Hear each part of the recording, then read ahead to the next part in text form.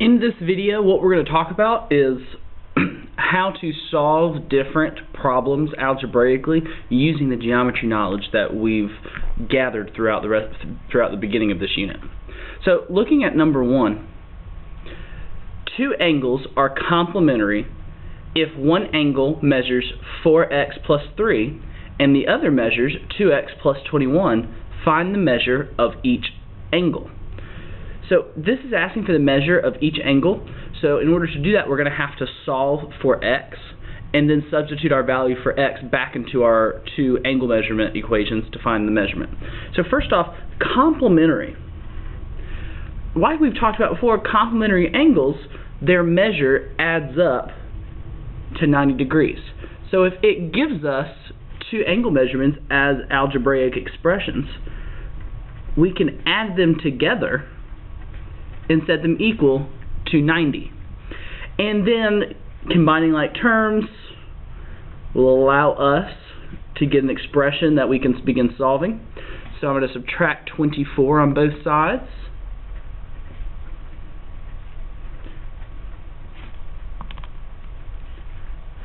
And then I'm going to divide by 6, and I get x is equal to 11. But I'm not done because it asks for the angle measurements.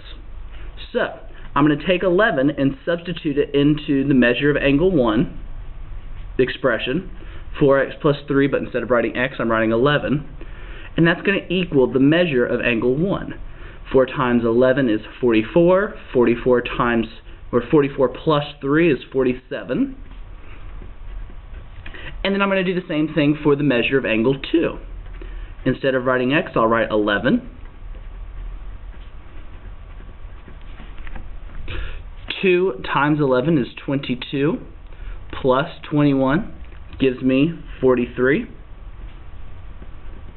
And you can double check your work by adding 47 and 43, which should give you a degree of 90 since the angles are complementary. Now, looking at the next one, DE is the perpendicular bisector of line AC. If AB equals 4x plus 1 and AC equals 3x plus 42, find x, AB, and BC. So what we're going to do here is I'm going to take the information the problem gives us. So first off, the line DE is the perpendicular bisector of AC, which means I'm going to intersect at two right angles. If AB equals 4x plus 1 and AC equals 3x plus 42, notice how I denoted AC by the entire angle measure?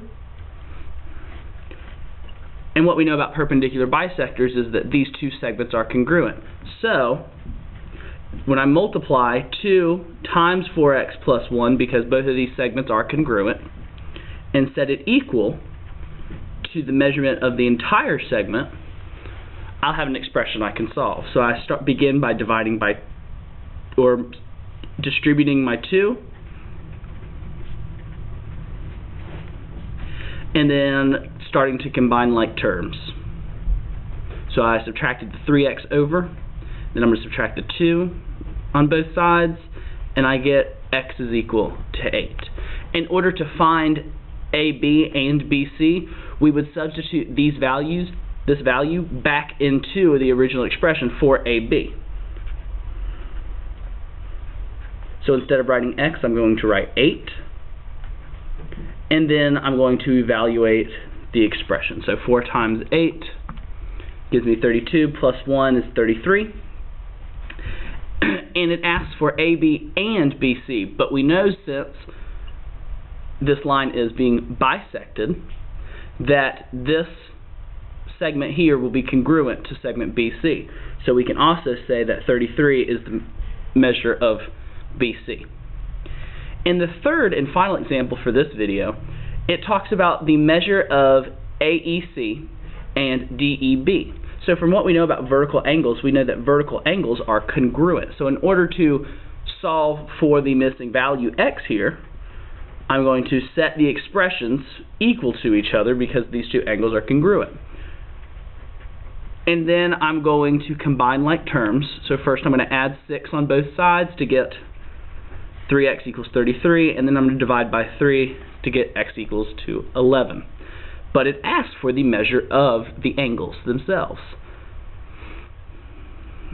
So once you find x, you could substitute this back into an expression, but notice these angles are congruent.